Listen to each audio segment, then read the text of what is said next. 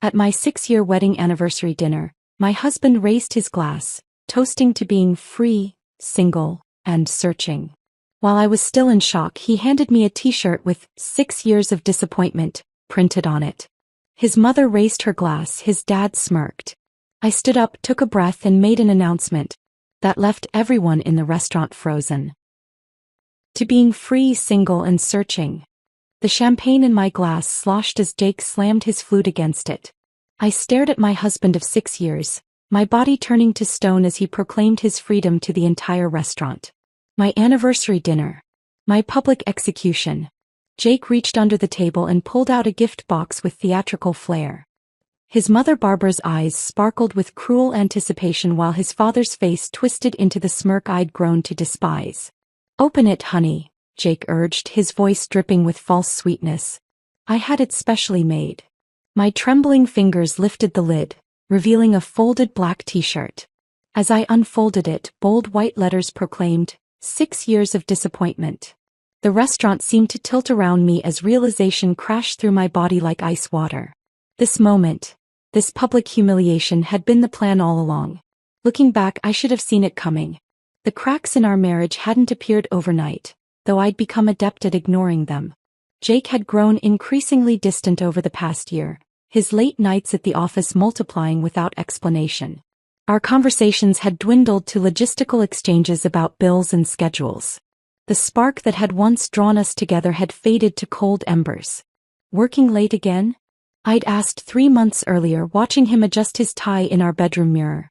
"Big client," he'd mumbled without meeting my eyes. "Don't wait up." I'd noticed the cologne then, not his usual scent but something new. When he returned past midnight, he'd shower before coming to bed, claiming the office was stuffy. I accepted the explanation because the alternative meant acknowledging our marriage was failing. Our intimacy had evaporated. Jake's touches became perfunctory, his kisses quick pecks lacking any real affection. When I initiated, he'd claim exhaustion or stress, rolling away to scroll through his phone with his back to me. The rejection stung, but I buried it beneath excuses about work pressure and bad timing. On Sundays, when we used to spend lazy mornings making breakfast together, Jake started scheduling golf with his father or networking brunches I wasn't invited to attend. The house grew silent in his absence, and I found myself talking aloud just to hear a human voice. "We should plan something special for our anniversary," I'd suggested 6 weeks earlier, attempting to rekindle something between us. "Sure," he'd agreed with surprising enthusiasm. "I'll handle everything. It'll be memorable." The genuine smile that crossed his face should have warned me. Instead, I felt hopeful for the first time in months, believing he wanted to repair what was broken between us. I discovered the truth while doing laundry. Jake usually emptied his pockets, but that day a crumpled receipt fell out when I tossed his pants into the washing machine. I almost threw it away without looking, but something made me smooth it open. It was from a custom t-shirt shop downtown, dated 3 weeks earlier. The description line read, "Black tee, white print. 6 years of disappointment." My stomach clenched as I read it again, not quite processing what it meant. A joke for a friend? A gag gift for someone else? The date on the receipt aligned with the day Jake claimed to have worked late. I felt the foundation of my world shift beneath my feet. Sitting on the laundry room floor surrounded by dirty clothes, I realized my husband was planning to humiliate me on our anniversary. The thought seemed too cruel to be real, yet the evidence sat in my hand, impossible to misinterpret. That night, I studied Jake across the dinner table, wondering how the man I'd pledged my life to could become this stranger planning my public shame. I searched for hints of the person I'd fallen in love with, but his eyes remained distant, occasionally checking his phone hidden beneath the table. "Everything okay?" he asked, noticing my stare. "Perfect," I lied, matching his false smile with one of my own. The next revelation came from an unexpected source. I'd begun frequenting a small cafe near my office, seeking solace in neutral territory away from our increasingly tense home. Megan, a waitress there, gradually became familiar with my order and my face. "Rough day?" she asked one afternoon, setting down my latte. "Rough year," I admitted, surprising myself with the honesty. Something in my tone must have resonated with her, because she hesitated before asking, "Your last name wouldn't happen to be Collins, would it?" The question startled me. "It is." "Why?" Megan lowered her voice. I also work weekends at Vincenzo's. Your in-laws are regulars. She paused, seeming to weigh her words. I've overheard conversations about you that didn't seem kind. My heart pounded as she explained how she'd served Jake, his parents, and occasionally another woman for dinner many Sundays. The same Sundays he claimed to be golfing or networking. They discussed an anniversary surprise with malicious excitement, specifying it would happen at Vincenzo's, the upscale Italian restaurant his mother adored. I'm not supposed to get involved in customers' business, Megan said, but it sounded cruel. I'd want someone to tell me. I thanked her with tears threatening to spill. As she turned to leave, I asked, the woman with them, can you describe her? Blonde, mid-30s. Designer clothes. She's never there when your husband is, only with your in-laws. Megan hesitated. They call her Diane. Diane. My mother-in-law's personal assistant. The pieces began aligning in a horrifying picture. Instead of confronting Jake, I decided to investigate. Something inside me had hardened, a protective shell forming around the wounded parts of my heart. I deserved to know the full extent of his betrayal before deciding my next steps. I began by checking our credit card statements, finding regular charges at hotels on nights Jake claimed to work late. There were jewelry purchases I'd never received and dinners at restaurants I'd never visited. The paper trail of deceit stretched back further than I'd imagined. One afternoon while Jake was at work, I searched his home office. Hidden in the back of his desk drawer, I found a burner phone containing hundreds of text messages between him and someone saved simply as D. The exchanges were intimate and detailed, including plans for their future together, once the anniversary was handled. They discussed me in clinical terms like a problem to be solved. Jake complained about my cooking, my appearance, even my devotion to him, twisting my loyalty into something pathetic. Reading their conversation felt like being stabbed repeatedly, each message another wound to my already bleeding heart. But beneath the pain, anger sparked. Who was he to judge me? Who were they to plan my humiliation as entertainment? I photographed everything, documenting each betrayal meticulously. Whatever happened next, I wouldn't face it unarmed. Do you have any questions about the process? The divorce attorney asked, sliding a folder of paperwork across her desk. I'd made the appointment impulsively after discovering the burner phone, needing to understand my options. Attorney Sarah Reeves had come recommended as someone who handled high-conflict divorces with discretion. What about financial protection? I asked, thinking of our joint accounts. If I wanted to secure assets before filing? Legally, you're entitled to your fair share, she explained. I'd recommend documenting everything now and moving your portion to separate accounts before any confrontation occurs. It's not hiding assets, it's protecting what's rightfully yours. The meeting lasted an hour, during which I outlined the evidence I'd gathered. Sarah listened without judgment, taking careful notes.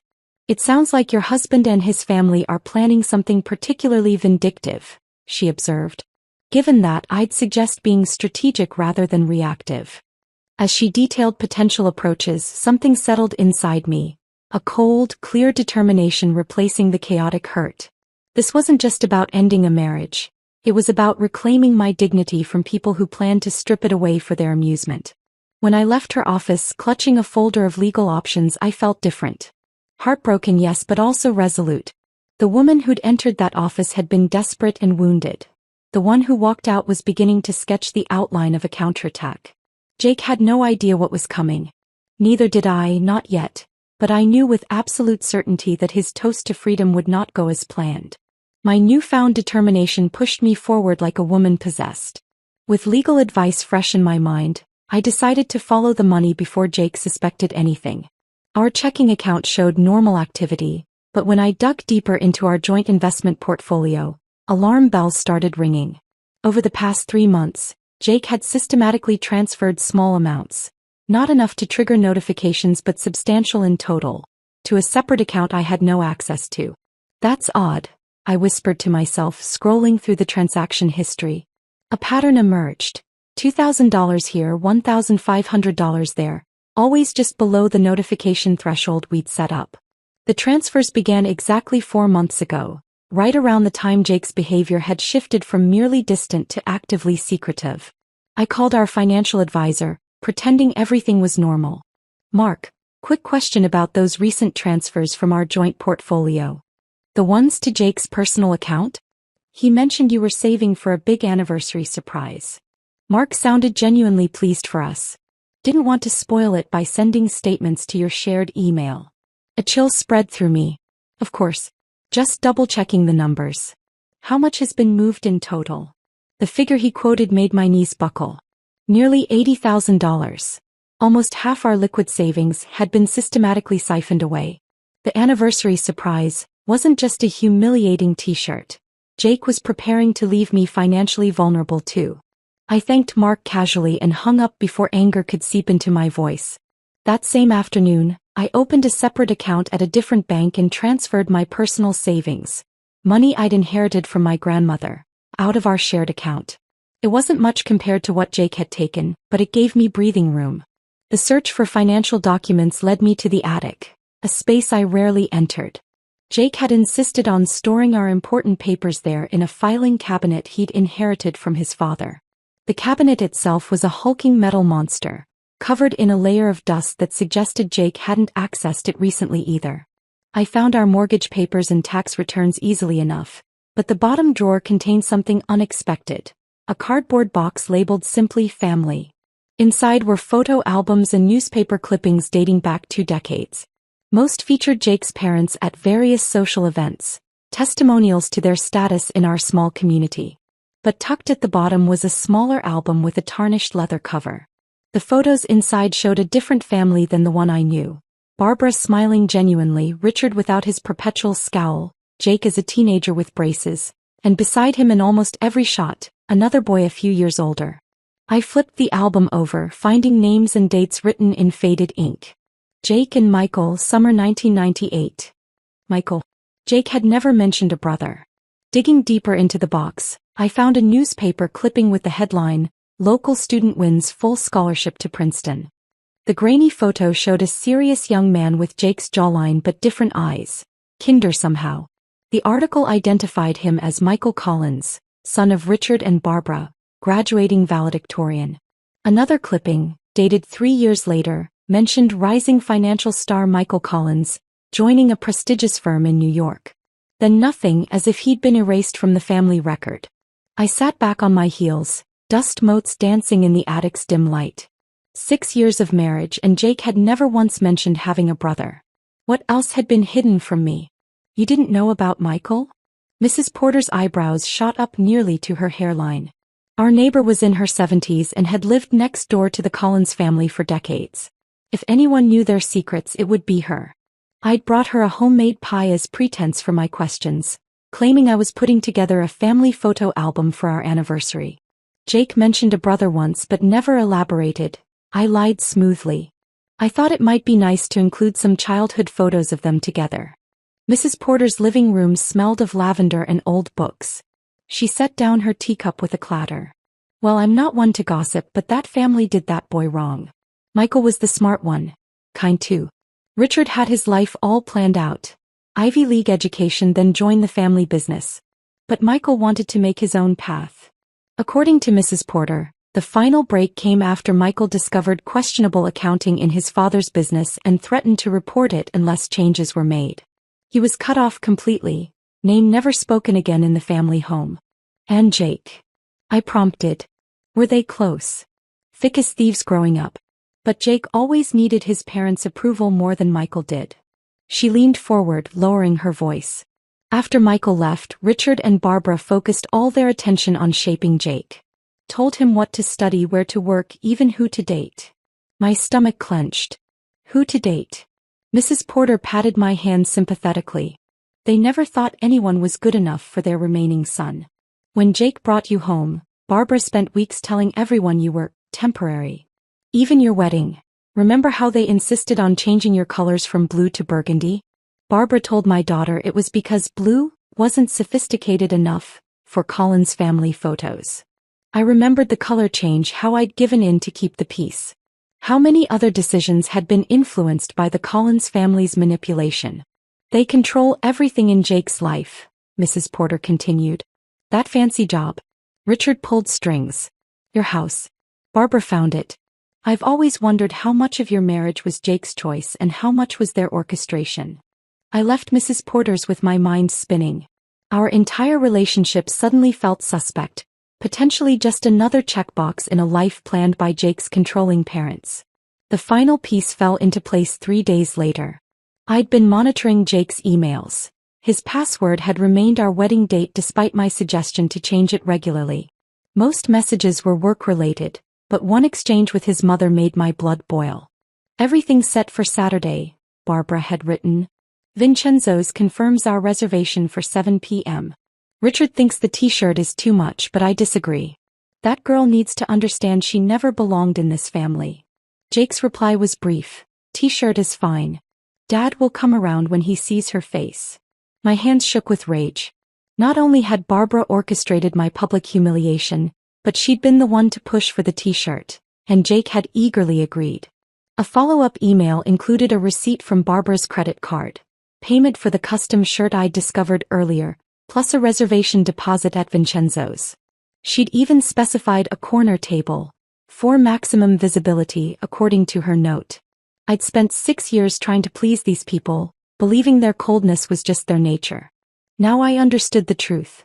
They had never intended to accept me. I wasn't just fighting a failing marriage. I was up against an entire family system designed to control and ultimately discard me. In that moment, the last of my tears dried up. In their place grew something harder, more resolute. If the Collins family wanted war, I would give them one. But I needed an ally. Someone who understood their tactics from the inside. I needed to find Michael Collins. Finding Michael Collins proved easier than I expected. A simple LinkedIn search revealed he worked as a financial consultant in Boston, just 3 hours from our suburb. His profile picture showed a man with Jake's jawline but gentler eyes, dressed in a crisp suit that couldn't quite hide a rebellious edge. No mention of family appeared in his biography, just academic credentials and professional accomplishments. I sent him a message that evening, deliberately vague. "My name is Emma Collins. I'm married to Jake. There are things about your family I believe we should discuss. Would you be willing to meet?" His response came the next morning, just 4 words. "Cornerstone Cafe. Sunday. Noon." The drive to Boston gave me too much time to doubt myself. What if Michael was worse than his family? What if this was a trap? By the time I pulled into the parking lot of the small cafe on the outskirts of the city, my hands were trembling. I spotted him immediately. Michael sat at a corner table, angled to watch both the door and street, a posture that spoke of habitual vigilance. He stood when our eyes met, uncertainty flickering across his face. Up close, the resemblance to Jake was stronger yet somehow more distant, like looking at what Jake might have become in a kinder universe. "Emma," he said, offering a hand rather than a hug. "You look nothing like the wedding photo they keep on the mantle." "They still have our wedding photo displayed?" I couldn't hide my surprise. A ghost of a smile touched his lips. "Barbara points to it whenever she mentions you. Usually while saying something like, 'She was the best Jake could do.'" The casual cruelty shouldn't have shocked me anymore, but it still stung. "You visit them?" "Christmas, every 3 years. Michael gestured toward the chair opposite him. "Enough for appearances, not enough for genuine connection. They accept it because acknowledging my complete absence would raise questions in their social circle." I sat, ordering coffee when the waitress approached. Michael waited until she left before leaning forward. "So, what disaster prompted this meeting?" Jake finally showed his true colors. The directness caught me off guard. I'd planned to ease into the conversation, but Michael's bluntness demanded equal honesty. "He's planning to humiliate me at our anniversary dinner next weekend. Public toast to being free, followed by a t-shirt proclaiming our marriage a disappointment." I kept my voice steady. "I found out he's been moving money out of our accounts. Your mother helped plan the whole thing." Michael's expression didn't change, but something hardened behind his eyes. "Sounds about right. Dramatic public scenes are Barbara's specialty." He studied me. "Most people would just file for divorce and leave. I tried the keep the peace approach for 6 years. It didn't work." I met his gaze directly. "Now I want to understand what I'm really dealing with." For the next hour, Michael painted a picture of the family I thought I'd married into. Richard Collins had built his financial services firm through connections rather than ethics, cutting corners and leveraging secrets he knew about influential people. Barbara, with her society connections, provided access to wealthy clients while carefully crafting the family's respectable image. My first mistake was being too good at math, Michael explained, a bitter smile playing at his lips. I joined the firm after college, part of Dad's grand plan. 3 months in, I noticed discrepancies in certain client accounts. Small percentages skimmed systematically over years. When he confronted his father, Richard offered justifications about management fees clients had verbally approved. When Michael pushed back, threatening to report the irregularities, the family response was swift and absolute. They gave me a choice: fall in line or be erased. Michael's voice remained even, but his knuckles whitened around his coffee cup. I chose erasure. Left town that night with what I could pack in my car. By morning, my bank accounts were frozen, my credit cards canceled, and my name removed from the company website. And Jake? I asked softly. Jake called once about a week later. Said he wanted to understand my side. Pain flashed across Michael's face. Then I heard Dad's voice in the background asking who he was talking to. Jake said no one, and hung up. That was 12 years ago. The casual betrayal felt familiar, echoing Jake's treatment of me. He never mentioned having a brother. Not once in 6 years. Michael nodded as if this confirmed something. Jake was always desperate for their approval. I was the heir, he was the spare, until I wasn't, and he got everything he ever wanted. Including their full attention, which is both a gift and a curse. They controlled everything, I murmured, remembering Mrs. Porter's words. Even who he married. Especially that. Michael's gaze softened with something like sympathy. Let me guess, they introduced you? Barbara probably mentioned how perfect you'd be for Jake within 5 minutes of meeting you. The accuracy sent a chill through me. We'd met at a charity gala Barbara had insisted Jake attend. She'd called me refreshingly unpretentious when Jake introduced us. What I'd taken as a compliment now revealed as calculation. They wanted someone they could control, I realized aloud. Someone grateful to be included in their world who wouldn't ask too many questions. And when you eventually did, the countdown to replacement began. I felt sick. They never saw me as family. I was always temporary. We moved to a small park after the cafe, continuing our conversation on a bench overlooking a pond.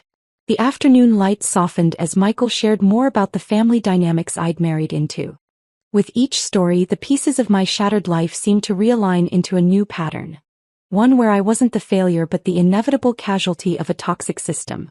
I have something you should see, Michael said eventually, retrieving a folder from his messenger bag. After I left, I took certain precautions. Insurance, if you will. The folder contained copies of original partnership documents for Collins Financial. According to the paperwork, the firm had been founded by Richard and his father as equal partners. Upon the grandfather's death, the ownership was meant to be split between Richard and his sons. Dad had the documents rewritten after I left, Michael explained. These are the originals. By law, I still own 25% of the company, and eventually, you and Jake would inherit another 25 upon Richard's death. I stared at the papers, understanding dawning. He cut you out completely. And Jake either doesn't know or doesn't care. Michael's voice held no bitterness, just resignation. I've never pursued it. Starting over felt cleaner than fighting for a place in a family that didn't want me. The sun was setting when we finally parted, exchanging phone numbers with a promise to stay in touch. Something had sparked between us. A connection born of shared wounds and understanding. In Michael's eyes, I saw recognition of the person I truly was, not the convenient placeholder his family had designated me to be. Our meetings became regular over the following weeks. We were careful at first, meeting in out-of-the-way places where Jake's friends wouldn't see us. I told Jake I'd joined a book club to explain my absences, a lie he accepted without interest. Michael showed me how to protect myself financially, helping me secure my remaining assets. I shared details of the upcoming anniversary ambush, watching his expression darken with each new revelation. The attraction that grew between us wasn't planned. It began with simple things, his hand steadying my elbow, our fingers brushing when passing coffee, lingering eye contact that made my heart race. After years of Jake's coldness, Michael's attentiveness felt like stepping into sunlight after a long winter. The night everything changed, we'd been reviewing financial documents in Michael's apartment. A spring storm raged outside, rain lashing against the windows. When I stood to leave, Michael caught my hand. "Stay," he said simply. "It's not safe to drive in this." I stayed. What happened between us that night wasn't revenge or rebound. It was recognition. Two people who had been damaged by the same family finding comfort and understanding in each other's arms. 6 weeks later, the pregnancy test showed positive. I sat on my bathroom floor, staring at the little pink line with a mixture of terror and wonder. Jake and I hadn't been intimate in months. There was no question who the father was. I called Michael immediately. His voice was steady when I told him, asking what I wanted to do. Not telling me, not assuming, asking. In that moment I knew. This child, created between two people the Collins family had rejected, would be the greatest evidence of their failure. Not just a baby but a new beginning. And suddenly I knew exactly what my announcement at the anniversary dinner would be. The pregnancy test changed everything. What had begun as a defensive strategy to protect myself from humiliation evolved into something far more significant. This wasn't just about avoiding Jake's trap anymore. It was about creating a future free from the Collins family's toxic influence. Looking at that positive test, I felt strangely calm. The path forward suddenly appeared with perfect clarity. "We need to act quickly," Michael said when we met the next day, his hand protectively covering mine. "The anniversary dinner is less than 3 weeks away." I nodded, squeezing his fingers. "I've made a list. First priority is securing assets." My meeting with Sarah Reeves, the divorce attorney, had prepared me well. She'd outlined the steps to legally protect myself without crossing into improper behavior that could backfire in court. The following morning, I scheduled an appointment with Vanessa Chin, the financial advisor Sarah had recommended. "Your situation isn't uncommon," Vanessa assured me, reviewing our financial statements. "Spouses planning to leave often move assets gradually, hoping to avoid detection." She helped me document Jake's systematic withdrawal of funds, creating a paper trail that would support my claims in the divorce. Then we discussed what I could legally secure. "Your inheritance from your grandmother is separate property," she explained. "The funds in your personal account are safe. For joint assets, you're entitled to your fair share." With her guidance, I transferred exactly half of our remaining joint savings into my new secure account. The transaction would be visible to Jake, but as Vanessa pointed out, it's completely legal. If he questions it, simply say you're diversifying investments. The house presented a more complicated challenge.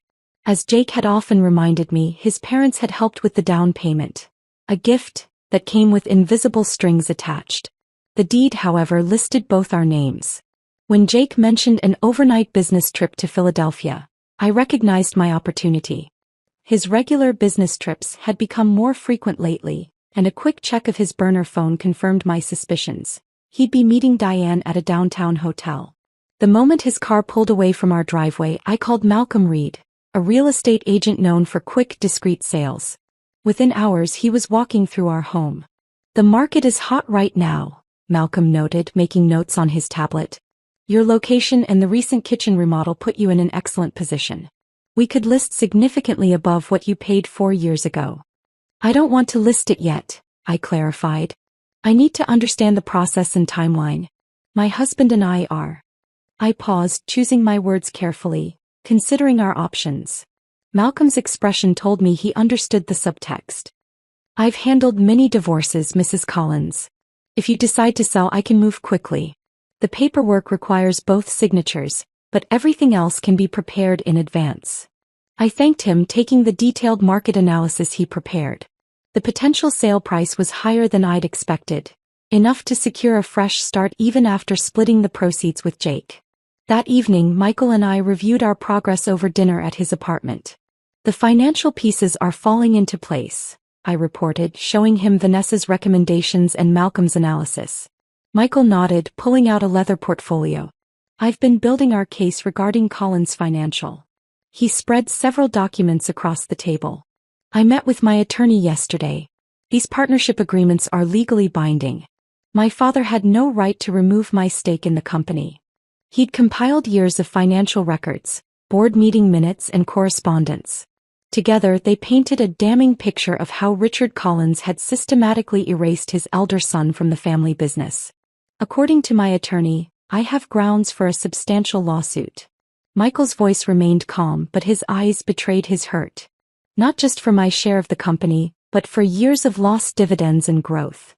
I studied the documents, recognizing the opportunity they presented. You never pursued this before. Why now? His gaze met mine, intensity burning in those kind eyes that had become so dear to me. Before it was just about money. Now, his hand gently touched my stomach. Now it's about legacy. About making things right for more than just myself. Our planning continued into the following week. While Jake attended client meetings and secret rendezvous with Diane, I systematically prepared for my departure from a marriage that had become nothing but a facade. I sorted through personal belongings, quietly removing family heirlooms and irreplaceable photographs from our home, storing them in a small rental unit Michael helped secure. I forwarded important mail to a new P.O. box and changed my personal passwords on every account. The most critical ally in our plan emerged when I reached out to Megan, the waitress who had first warned me about Jake's scheme. We met at a park far from both Vincenzo's and the cafe where she normally worked. Her expression was concerned as I outlined what I'd discovered since our last conversation. "They're horrible people," she murmured, shaking her head. "What will you do at the dinner?" I shared the broad strokes of my plan, watching her eyes widen. "I need someone on the inside," I explained. "Someone who can help ensure the timing works perfectly." Megan hesitated only briefly before nodding. "I'm scheduled to work that night anyway. What do you need from me?" We spent an hour reviewing the layout of Vincenzo's, confirming the table location Barbara had reserved, and planning the exact timing for Michael's entrance. Megan would ensure he remained unseen until my signal, positioning him perfectly for maximum impact. "Practice your speech on me," she suggested when we'd finalized the logistics. "You'll want to get the wording just right." I stood, smoothing my dress nervously, and began rehearsing the words I'd crafted for my public response to Jake's toast. Megan listened intently, offering suggestions to sharpen certain phrases and emphasize key points. "That pause after you mention the pregnancy, hold it longer," she advised. "Let it sink in before you introduce Michael. And make sure to look directly at Barbara when you reveal the documents about the company." We practiced until the words flowed naturally, my voice growing stronger with each rehearsal. By our third run-through, even I was convinced by my performance. "You're going to destroy them," Megan said with quiet satisfaction. "And they deserve every bit of it." The final piece of our plan came together when Michael's attorney confirmed the paperwork was ready. The legal documents asserting his claim to Collins Financial had been professionally prepared, copies made for each family member present at the dinner. Nothing would be officially filed until after our announcement, a courtesy Michael insisted on despite everything his family had done. "I want to see their faces when they realize what's happening," he admitted. "Is that petty of me? After what they've done to both of us?" I squeezed his hand. "I'd call it human."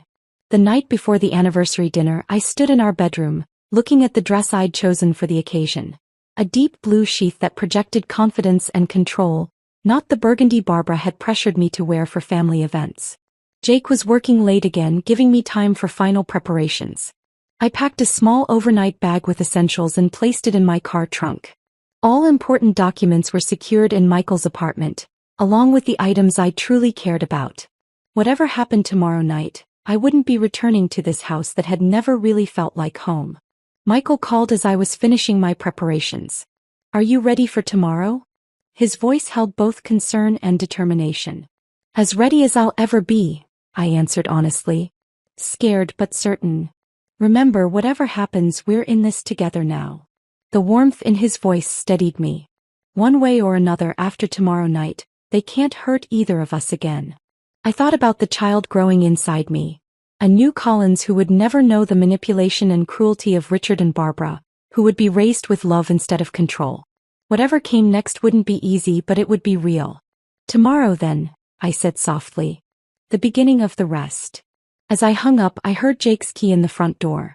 Taking a deep breath, I prepared to play the unsuspecting wife one final time. Soon, very soon, the masks would come off for good. The day of our anniversary dawned bright and clear. A perfect May Saturday that offered no hint of the storm about to break. Jake had been unusually attentive that morning, bringing me coffee in bed, a gesture so out of character it only confirmed what I already knew. His smile didn't reach his eyes as he reminded me of our dinner reservation.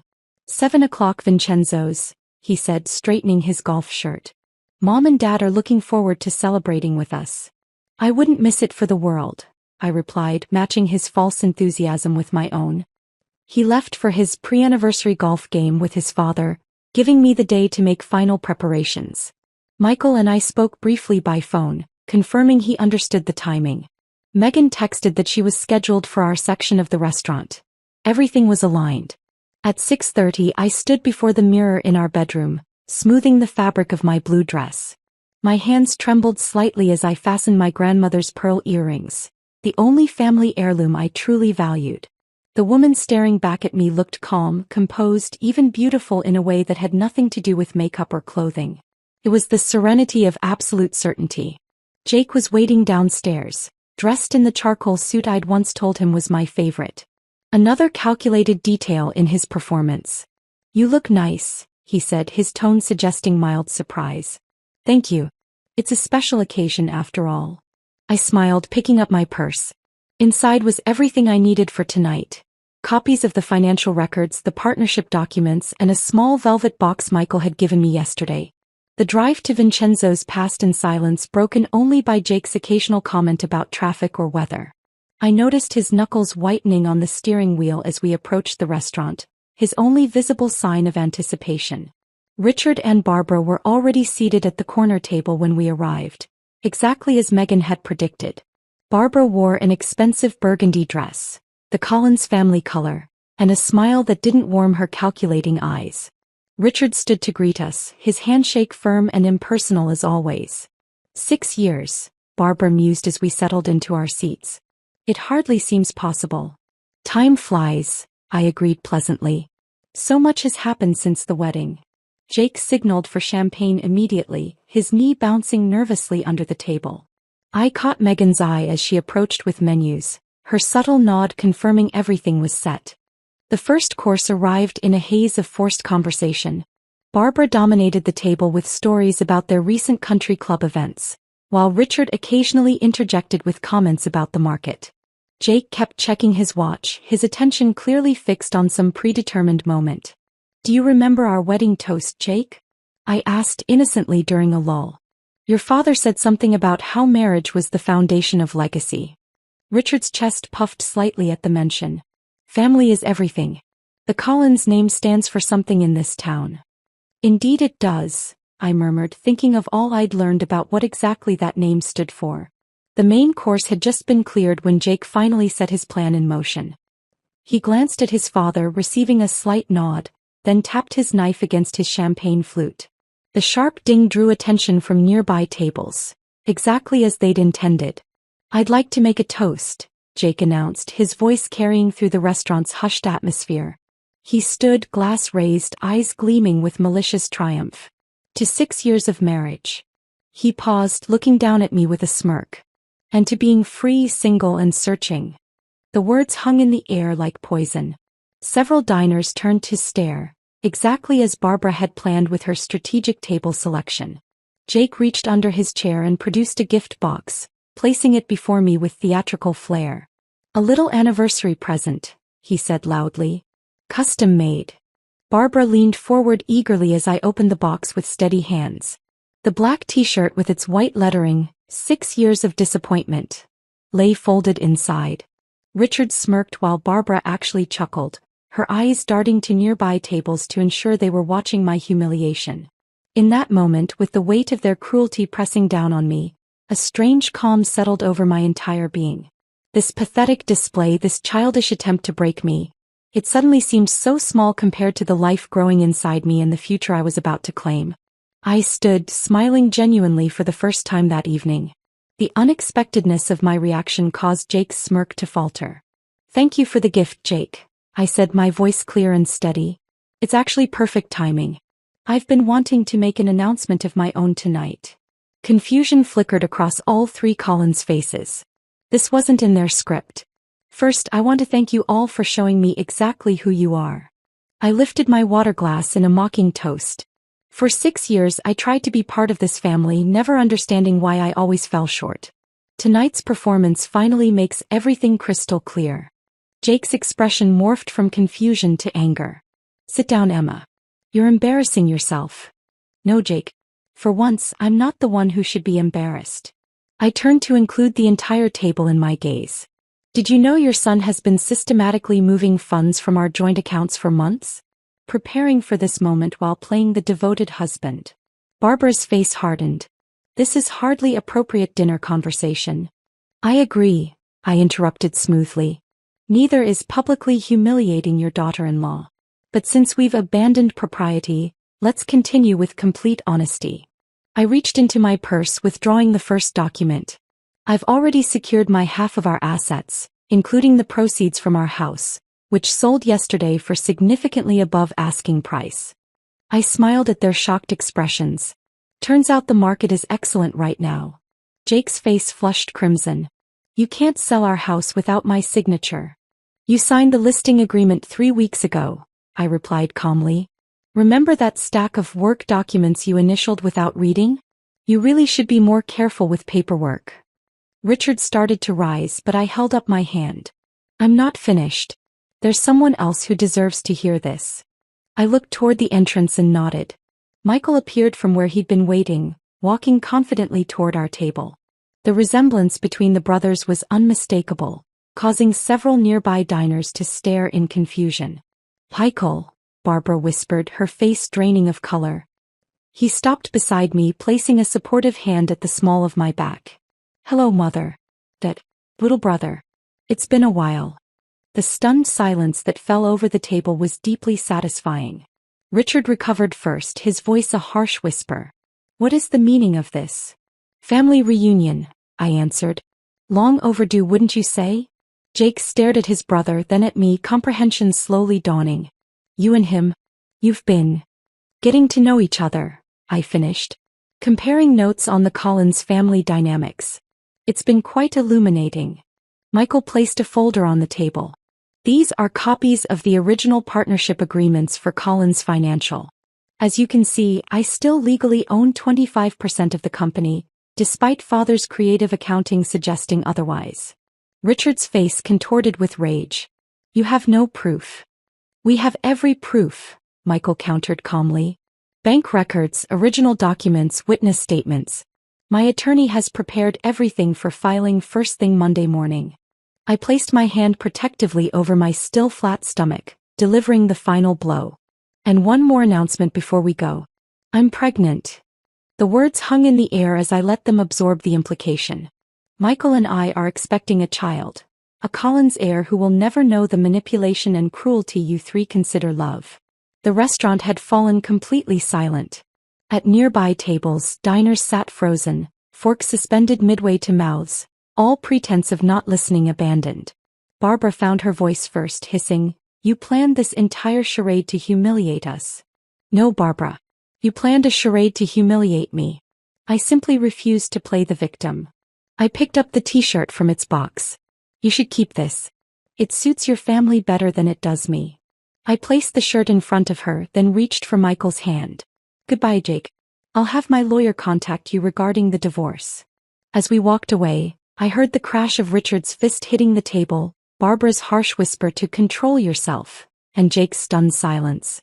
We passed Megan, who gave me a subtle thumbs up from behind her serving tray. Outside, the evening air felt clean and new against my skin. Michael squeezed my hand as we walked toward his car. Are you okay? He asked softly. I took a deep breath, feeling the weight of 6 years lifting from my shoulders. Behind us, the restaurant door banged open as Jake stormed out, stopping short when he saw us together. This isn't over, he called, his voice breaking slightly.